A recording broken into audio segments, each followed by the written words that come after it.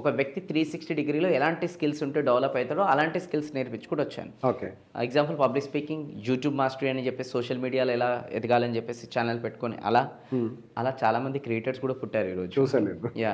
So దాని తర్వాత మళ్ళీ personality development, NLP neuro linguistic program psychology పైన. ఓకే. దాని తర్వాత ట్రైన్ ద ట్రైనర్, నాలాగా ఎవరైతే ప్రొఫెషనల్గా ట్రైనర్ అవ్వాలనుకుంటారో అలాంటి వాళ్ళని ట్రైన్ చేసి కూడా మార్కెట్లో లాంచ్ చేస్తున్నాం. ఇప్పటివరకు 500+ ట్రైనర్స్ని లాంచ్ చేస్తాం తెలంగాణ, ఆంధ్రప్రదేశ్. ఓకే. ఇలా డిఫరెంట్గా కోవిడ్ టైంలో చేశాను.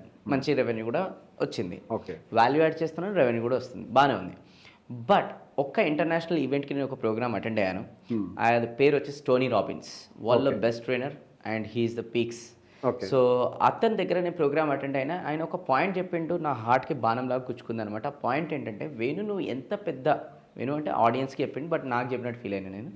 సో నువ్వు ఎంత పెద్ద మార్కెట్లో పెద్ద ప్రాబ్లమ్ సాల్వ్ చేస్తే అంత నువ్వు ఎక్కువ డబ్బులు అర్న్ చేస్తావు. చిన్న ప్రాబ్లమ్ సాల్వ్ చేస్తే చిన్నగా అర్న్ చేస్తావు.